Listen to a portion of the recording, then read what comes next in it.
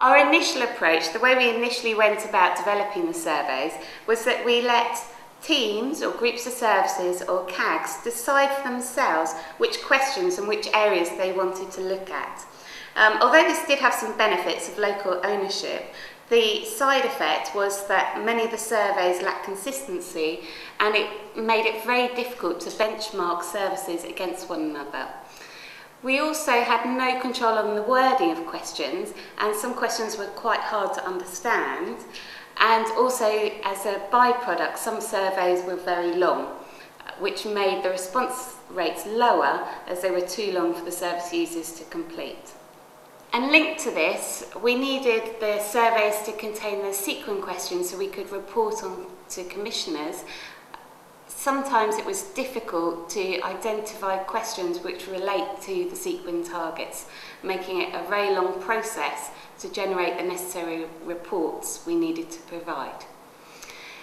Also, the surveys all contained demographics, and some of the demographics were inconsistent and did not capture all the protected characteristics we as a trust need to monitor.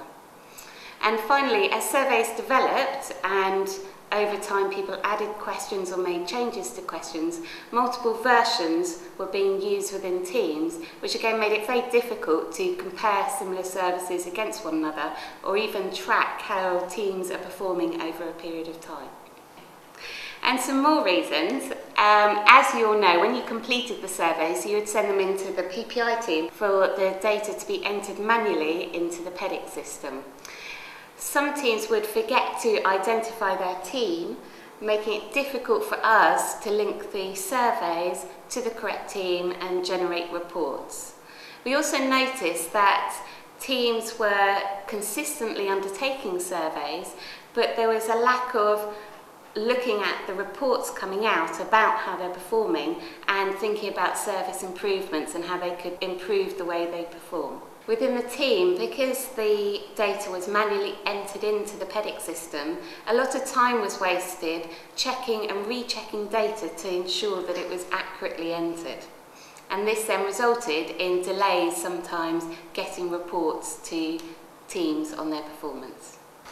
So, taking into account all the problems I've just outlined, we as a team, in partnership with Freedom, started to think about how we could make the system better. And we've designed a new system that we're going to run through now, which overcomes all the problems I've just outlined. We're introducing two surveys. They're standardised, a community outpatient survey and an inpatient survey. Each survey covers all the key information that we need to collect data on.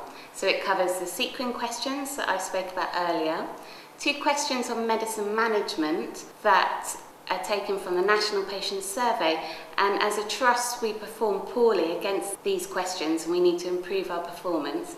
It also includes questions that we need to report on in the yearly quality accounts. After the standard questions, we also have standardised the demographic section to ensure that we're collecting data on all the protected characteristics.